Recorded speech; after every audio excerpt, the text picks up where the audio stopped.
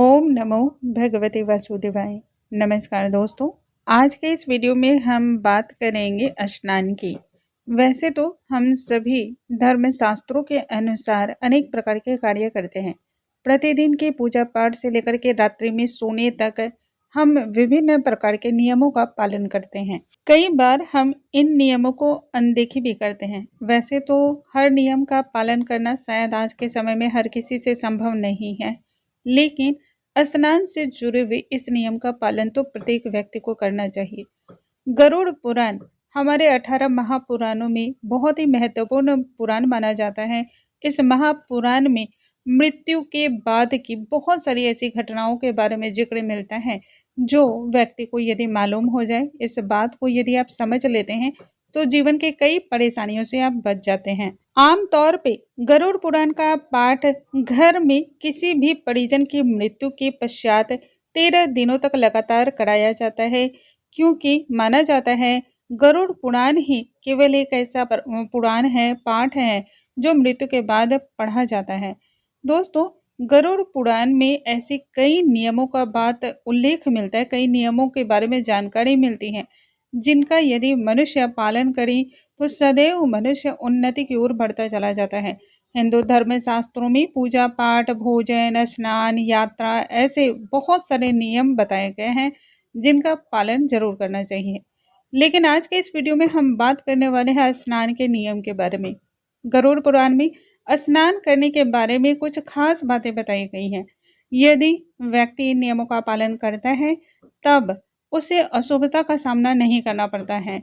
आइए जानते हैं किन बातों का हमें ध्यान रखना चाहिए, ताकि आपको जिंदगी में कभी भी परेशानियों का सामना ना करना पड़े।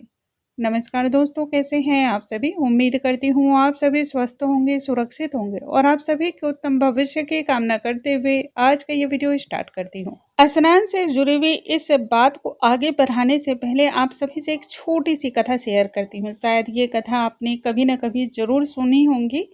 अक्सर इन कथाओं के बारे में जिक्र सुनने को मिलता है। भगवान श्री कृष्ण से जुड़ा हुआ यह कथा द्वापर युग का है।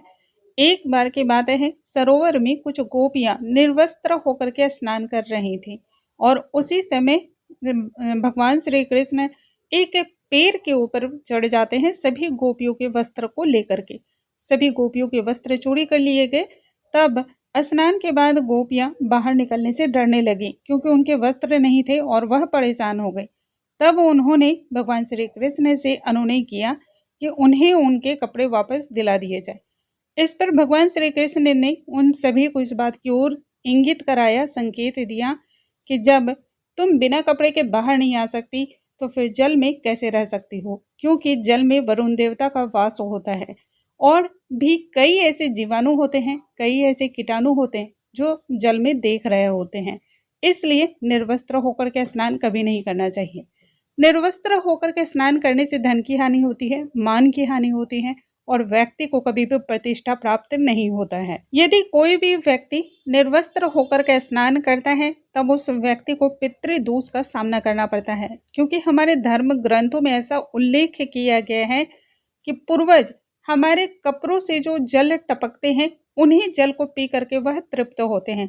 और जब आप निर्वस्त्र स्नान करते हैं, तब उनसे किसी भी प्रकार के जल का रिसाव नहीं होता है और इससे जो मृत पूर्वज होते हैं अतृप्त रह जाते हैं और इस कारण वह नाराज होते हैं और अलग अलग प्रकार से वह आपको यातनाएं देते हैं। अलग अलग प्रकार से वह अपने रुष्ट स्वभाव को आप तक पहुंचाते हैं।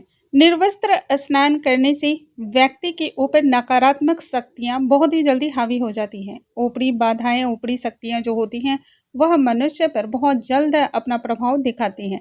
कई बार ऐसा होता है कि व्यक्ति अलग अलग प्रकार के मानसिक यातनाओं से गुजरने लगता है और वह विभिन्न प्रकार की दवाइयों का सेवन करता है, अलग अलग प्रकार के डॉक्टरों को दिखाता है, फिर भी उस पर किसी भी बात का कोई असर नहीं होता है।